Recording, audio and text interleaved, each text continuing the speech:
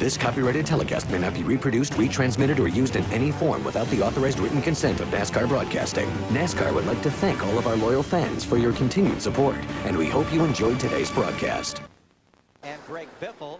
Here is Casey Mears, who got into a couple of different bump and runs, and now it's got in the left rear. Yeah, it's going to cost him at least a couple of laps. That's a shame because he came down here and tested. Let's listen to his flat here. Coming outside. You got a flat. 10-4, got a flat. Guys, he's in turn 2. Come on down.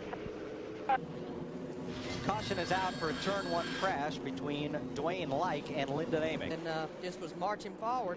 Goes to the bottom of Dwayne Like there, the 81 car. And the car just carried up the racetrack right there. Just momentum shoots you up the racetrack. Boy, Kenny Wallace just snuck through there. It's such a trap. I mean, you get a run on the guy right there, and you think, man, if I can just get by him, and all of a sudden you lose. 10-4. Meanwhile, back at the ranch, Mr. Sunday driver, yeah, he's in a league of his own, and ain't the Busch league either. It's Jeff Purvis. I think he had a little help getting up into the turn 2 wall, and now he has a whole lot of aerodynamic inefficiency. Back here about a 38. Yeah, part of it is sticking up over the top of the car. That explains it. The spotter said that Mark Green got in the back of him. We stay under green flag, no caution.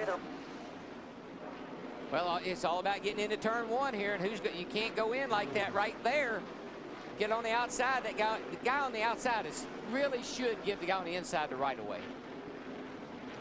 Well, Darrell, when he put his left to go to it, you need to go to it, but you can't go to it. You got to keep trying. You got to keep goosing it like that. She'll bite. Somewhere along the way, she'll bite. You know?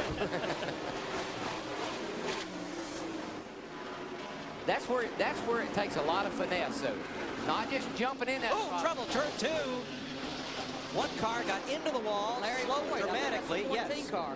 and got pile driven by a car coming fast on the outside. Yeah, he's Brian Vickers in the 40 car. He's still going fast.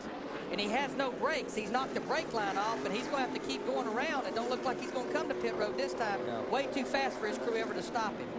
Foyt bounced off the outside wall, and Vickers had nowhere to go. Oh, man, he just knocked the fire out of the wall again. Down here, coming off of turn 4, he just turned dead. Look at that thing. Just goes dead left on him. Oh. Watch this. Here he comes. Here he comes. Man, it's like, I don't know if maybe that hood being up in front of him, maybe he thought he was at the pit road entrance, because look how he just turned. Watch Foyt come up off the corner and got in the fence. Yeah, he was already in the fence. Caught it. And it just arrested his forward motion, and poor Brian Vickers had nowhere to go. So when Biffle gets up there, more likely he'll just pick his way right by him. In lap cars, they can knock half, 3/4 of a second out of your lap time here. Ken Alexander, as you can see, smoking profusely. Looks like a tire down. Yeah, Looks like everything got a right down. front tire down. Coming onto pit road. I would just guess that he probably rubbed the wall. I think the 10 car is in trouble. Scott Riggs, maybe after that bump, Yeah, he's come down to pit road. Well, so much for suspense. Caution is out here for the 5th time.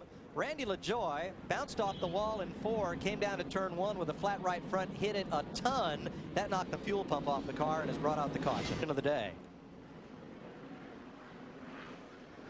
Hank Parker Jr. up against LaJoie. There's the first hit. Yeah, and he got back, when he went back into the wall, he cut the right front down. Got him a little loose, corrected, thing shot into the outside wall with the right front. Cut the tire down, and there's the real problem right there. Randy radioed the crew, said that knocked the fuel pump off it. Then battling Bobby Hamilton Jr. the 25. Well, Stacy's got a really, really good race car, but trying to work through this traffic is going to be tough. Good job, buddy. Good job. He's had a good race car all day. Spotter just cheering him on. Jimmy Spencer out with rear end trouble. And Randy LaJoie has been released from the infield care center. He is okay.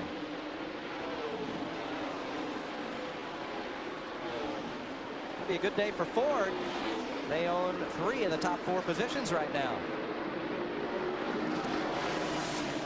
7 to go. 121.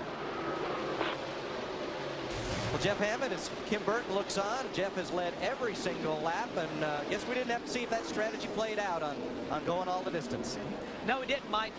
bringing back what Dick Berger talked about earlier, I talked to Jeff Burton earlier this morning. He said, to sit up underneath this car, man, I got to get up on the wheel and drive it all day. Well, you know, he has driven that car and driven the wheels of it all day, hasn't he, Jimmy? Oh, I think so, and I think experience is showing through, and I hate to admit it, his DW is giving me a hard time last night about the experience side of it, but experience is paying off, and Jeff Burton knows how to get around here. The attrition has been really high. There are 18 cars behind the wall. The lady in black. She may get you with the wall, she may get you with under the hood. And Jimmy, I know you're down there. 5 to go when you get Mark back. tomorrow, Get you a get man. behind one of them old veterans and follow him all day and get you a good finish tomorrow. You got it. Greg Biffle, 0.8 of a second back. Matt. Well, Mike, an interesting comment from the cockpit of the 60 car. Biffle came on the radio as he came down the front stretch and said, I'm going to get him, guys. I'm going to get him. Just hopefully he has enough time. Well, he might get to him, but as we've seen, passing here is not that easy. And he's put enough distance on the third place car, Jeff Green. You know, he can play around a little bit. I mean, he can't get up there and let that wall bite him, but he can move that car around just to see. And where he really makes a lot of ground up is getting into turn 3. Yeah, but that is so dangerous. You drive it in that hard, it goes right up there. Man, it wants to kiss that wall. You were playing with the lady. Ooh, baby. He's gaining on him, but I'll tell you, he's driving the wheels off of it. Just don't want to get in trouble here at the end of the race. Now, that slow car is going to help him a lot right here. That slowed Burton down. Biffle should gain a little ground there. Biffle trying to be the first driver to win 2 races in a row, starting on the pole in both since Tommy Houston did it in 1986 in Hickory and Orange County. Boys, it ain't over with yet. There'll be 3 to go this time. Biffle just drives that car down into turn 3. It sticks, and that's where he makes so much ground up. There you see, a mile an hour faster that last lap. If he can keep it off the wall, he might have a shot at him. We got one more lap car up there. I don't know if he'll be a factor. He's pulled it to about 3 car lengths, 2.5 laps to go. Jason Keller, fastest car on the track, but well back after that pit miscue. He's 4th behind Jeff Green. Here they come, and Biffle is there. 1 car length away. There's a lap car up in front of him. 2 to go. That lap car could cause Biffle could cause Another lap car Burton coming a up problem. down here. No, he pulled down, let him go. Good move. Dan Partis. Good move. Clean racetrack now. Biffle's good in 3 and 4, but over here is where he gets to lose a little bit of time off that corner. He gets a little too high. He lost a little momentum right there. Had to jump back out of that throttle. Let's Now, watch him in turn 3. down here's where he makes the move. Here's where he really There goes. he goes. He's there, boys. Oh, he lost a little bit coming off the corner there. He's all right. Here's the bell lap. He's White all right. flag. If he could get off of turn 2 Nice and smooth with now. 1 to Burton, go. You the man.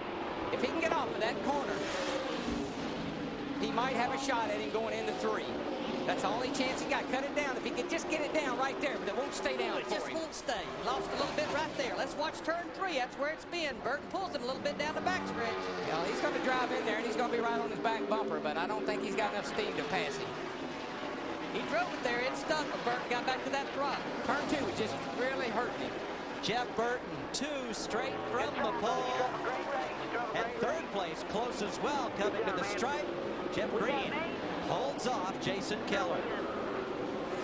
Kenny Wallace, 5th. Mike McLaughlin. Tony Raines, Todd Bodine, Jack Sprague, Stacy Compton, the top 10. Jeff Burton, 2 in a row from the pole, leads every lap. We'll be right back.